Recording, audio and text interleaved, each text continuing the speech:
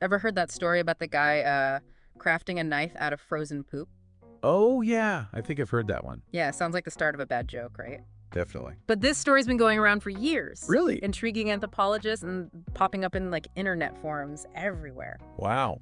So today we're taking a deep dive into whether there's any truth to this outlandish tale.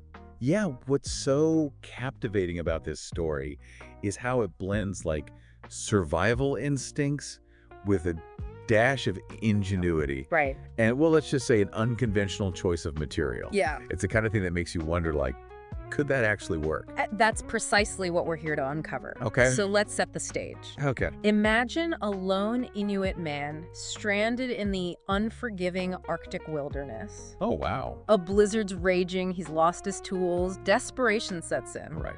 That's when, according to legend, he stumbles upon a rather unconventional solution. Okay. I'm interested. This is where anthropologist Wade Davis enters the picture.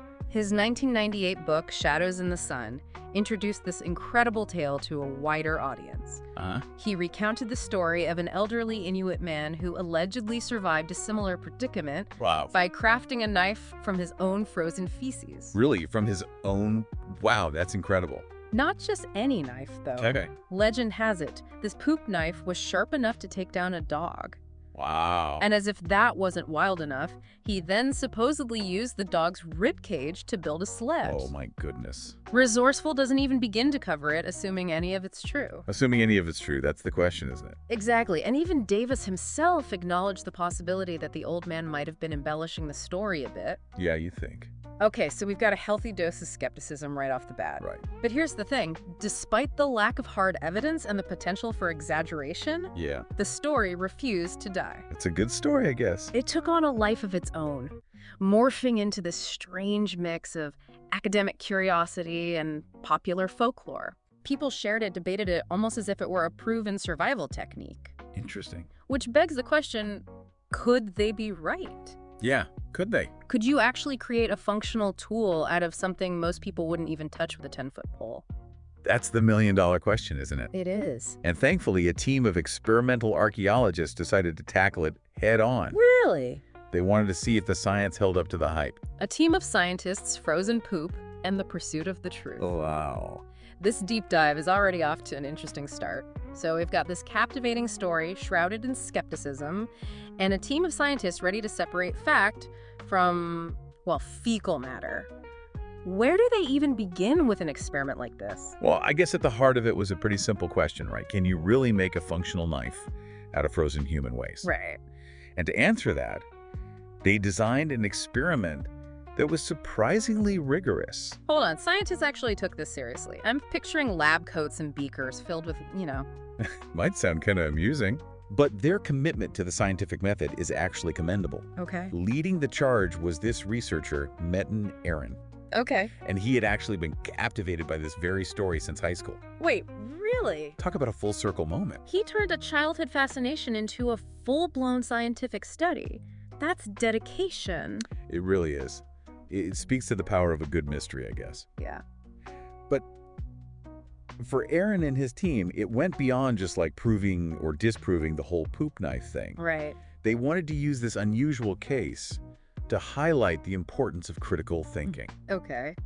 especially in an age of like rampant misinformation and all that. Okay, I'm starting to see the bigger picture here. Yeah. It's not just about the poop, it's about approaching information with a healthy dose of skepticism. Precisely. Right. But let's get back to the experiment itself. Okay. I mean, they couldn't just use any old frozen poop, right? Right. They needed to recreate the conditions of the story as closely as possible. That's where I'm guessing the Arctic diet comes in. Yeah. I read something about the lead researcher drastically changing his eating habits for this.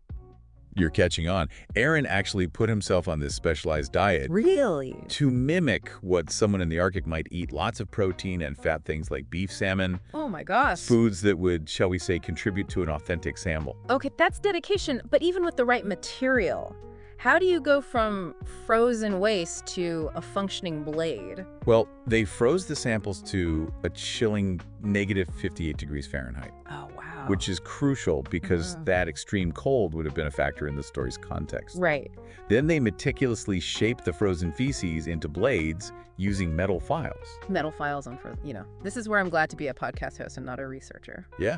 I can imagine it's definitely a visual. Yeah. And to ensure the knives stayed frozen during testing, they used dry ice.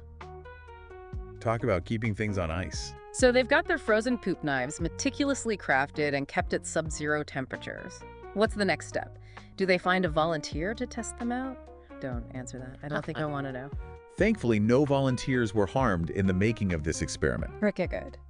They used refrigerated pig hide to simulate animal flesh, which was about as close as they could ethically and practically get to the real deal. Right, makes sense. So they're ready to put these poop knives to the test. Was there any, let's call it cautious optimism in the lab? Did anyone secretly think this whole thing might actually work?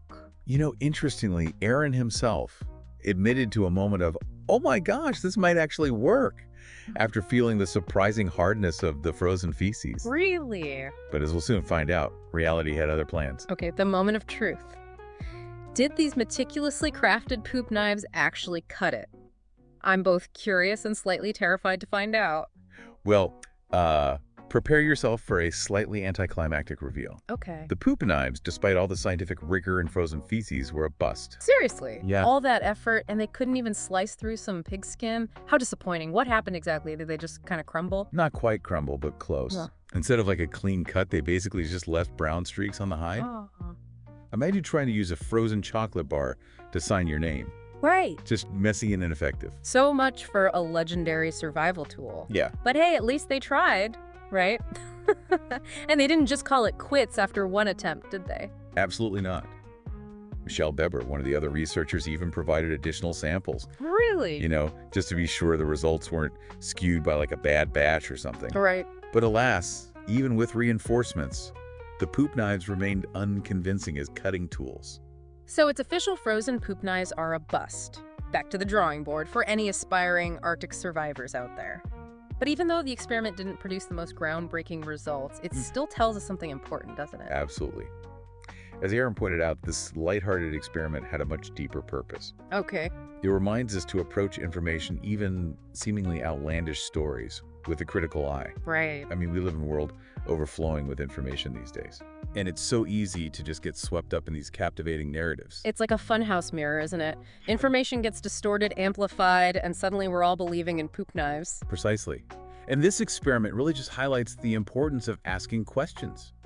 You know, seeking evidence, being comfortable with saying, I don't know, let's find out.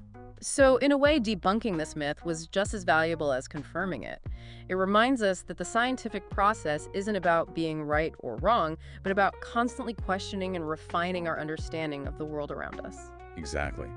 And who knows, maybe this whole endeavor will inspire someone out there to invent a new, more effective tool using unconventional materials. Perhaps not from frozen waste, but you never know. Okay, that's enough talk about frozen poop for me. Yeah. But seriously, what stands out to you about this whole poop knife saga? Drop us a comment on our social media. We'd love to hear your thoughts. And join us next time as we take a deep dive into another captivating tale exploring the strange and surprising corners of our world.